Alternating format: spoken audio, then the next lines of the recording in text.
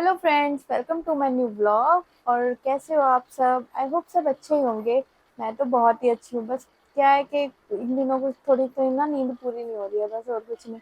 और आज का ब्लॉग मैं बना रही हूँ कि मेरे पास काफ़ी सारे डीएम आए थे, मैसेज आए थे कि आप अपने बेबी गर्ल के सिम्टम्स बताओ, इसके अंदर आपको कैसा फील हुआ था 9 मंथ के अंदर और क्या आपके सिम्टम्स थे। तो मैं वो सब आपके साथ आज शेयर करूंगी, ठीक है। करते हैं 9 मंथ के जो स्टार्टिंग के फर्स्ट ट्राइमेस्टर होता है ना उसकी, जिसके अंदर फर्स्ट सेकंड थर्ड मंथ होता है। तो उसके अंदर मेरे को स्टार्टिंग के अंदर जैसे वोमिटिंग वाला फील होता था कि मेरे को जी खराब हो रहा है, और जैसे दूध वगैरह उबालते हैं उसकी स्मेल बहुत ज्यादा लग रही थी, रोटी बनाते हैं उनकी लग रही थी। पर मुझे मतलब जो कहते हैं ना कि इन दिनों वोमिटिंग होती है, उल्टी होती है बहुत ज्यादा, तो मेरे साथ ऐसा कुछ भी नहीं था। मुझे वोमिटिंग वगैरह बिल्कुल भी नहीं हुई थी। बस ये जी खराब रहता था, कुछ खाने का मन नहीं होता था। पर ये सबसे अच्छा सिम्टम्स है मेरे ख्याल से तो, कि वोमिटिंग नहीं होती, क्योंकि ऐसे टाइम पे एक तो खाने का मन नहीं करता कुछ, और जो भी खाते हैं वो निकल जाता है। काफ़ी सारी लेडीज़ों को बहुत वोमिटिंग होती है, तो इसलिए तो मेरे साथ तो ये सब नहीं था। तो मुझे वोमिटिंग बिल्कुल भी नहीं हुई। ये जो 3 महीने होते हैं ना उसके अंदर काम थोड़ा कम करो, जीना वगैरह कम उतरो चढ़ो, ये सबसे सही रहता है वैसे तो।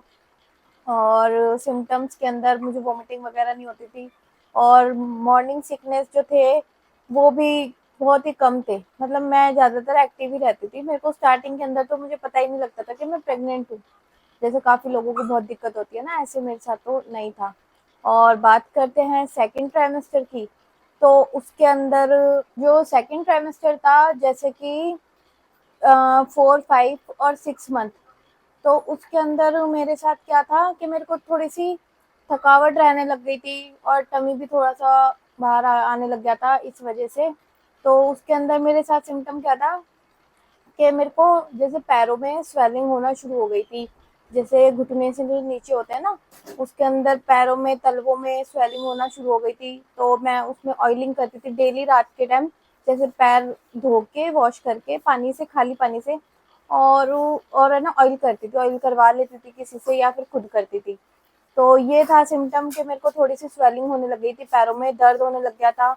और जो 7वां महीना था उसके अंदर मेरे को ना जैसे बैक बैक पेन होना लग गया, कमर में दर्द होने लग गया, और हल्का हल्का सिर दर्द होने लग गया, टमी भी थोड़ा सा बाहर आ गया था।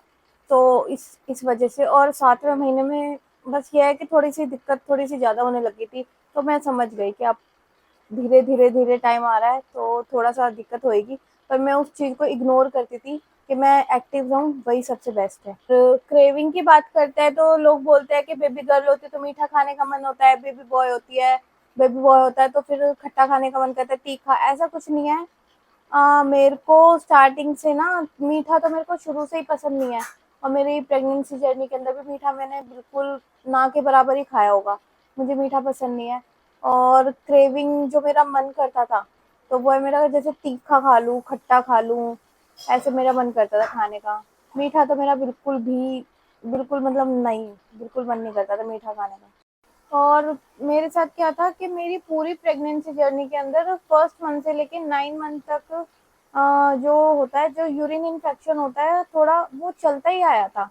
कि वो है ना, मतलब कभी ठीक हो रहा है, कभी फिर से वैसे ही है, इचिंग है। तो ये चलता ही आया था शुरुआत से। और जैसे कि मैं मेडिसिन ले रही हूँ, दवाई ले रही हूँ, तो ठीक हो गया। और फिर मैंने दवाई छोड़ दी है यूरिन इन्फेक्शन की, तो फिर दोबारा से 1 हफ्ते बाद दोबारा से इचिंग वगैरह शुरू हो गई है। तो कहीं न कहीं मैं ये सोच रही थी, भई इसकी वज़ह से मेरे बेबी को कुछ कोई प्रॉब्लम ना हो, कि भई पूरे 9 मंथ ही हो गए हैं कि ठीक नहीं हो रही है ये दिक्कत। पर ऐसा कुछ भी नहीं था। तो मैंने जो अपनी गायनी थी उनसे पूछा था, तो वो भी यही बोल रहे थे कि जो प्रेगनेंसी जर्नी होती है ना, इसके अंदर यूरिन इन्फेक्शन होना नॉर्मल है। बस अपने विटामिन सी का ज़्यादा ध्यान रखो, तो ये सब ना थोड़ा ठीक रहता है। जैसे मैंने ना आंवला खाना शुरू कर दिया था, तो उससे मेरे को काफ़ी आराम आया था। और बस यही है। और जो लास्ट ट्राइमेस्टर था, जो 7, 8, 9 मंथ होते हैं, उसके अंदर मेरे को ना सबसे ज़्यादा क्या दिक्कत आई थी, जो मेरे को फेस करना पड़ा था ईचिंग की, कि मेरे बहुत ज़्यादा पूरी फुल बॉडी पे इतनी खुजली होने लग गई थी कि मैं खुजा खुजा के पूरी मेरी बॉडी रेड हो गई थी। मतलब इतनी मेरे को ईचिंग होती थी, खुजली होती थी, और मैं परेशान हो गई थी। और दवाई हम इस चीज़ के अंदर किसी चीज़ की हम ले नहीं सकते, डॉक्टर भी मना करते हैं। तो इस वजह से मेरे को इचिंग बहुत ज़्यादा रही थी, जो मैं ना बर्फ़ की सिकाई करती रहती थी पूरे टाइम कि भाई मेरे को इचिंग कम से कम हो। बर्फ़ से बहुत ही ज़्यादा फ़र्क पड़ा था मेरे को कि मैं जहाँ पे इचिंग होती थी वहाँ पे खुजाने के बदले वो बर्फ़ लगा लेती थी, ठंडा पानी, बर्फ़, तो मेरे को बहुत ही ज़्यादा रिलैक्स फ़ील होता था। और जो बाहर का होता है जंक फूड वगैरह, पिज़्ज़ा, बर्गर, ये सब तो मैंने ज़्यादातर अवॉइड ही किया है।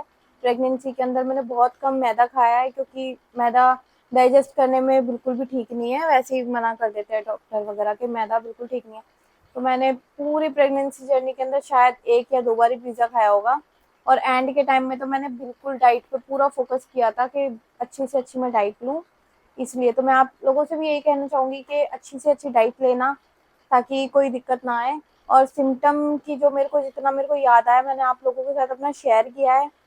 और रही बात वेट गेन की, तो मेरा सिर्फ़ और सिर्फ़ 5 किलो बढ़ा था पूरी प्रेगनेंसी के अंदर, और 5 किलो से ज़्यादा मेरा बिल्कुल भी वेट गेन नहीं हुआ। मेरे को लगता था मैं बहुत मोटी हो जाऊँगी, पर ऐसा कुछ नहीं है।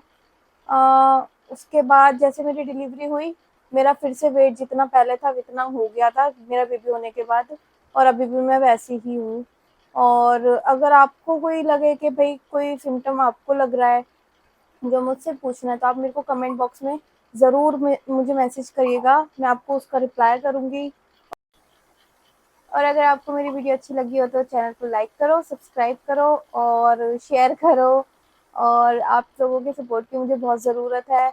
और तब तक के लिए बाय बाय, नेक्स्ट वीडियो में मिलते हैं। मेरी गुड़िया भी रोने लग गई है, इसको भी सँभालना बहुत ज़रूरी है। मेरे को टाइम बिल्कुल नहीं मिलता है वीडियो बनाने का, पर थोड़ा बहुत बना ही लेती हूँ। चलो ठीक है, तब तक के लिए बाय बाय। हाँ जी।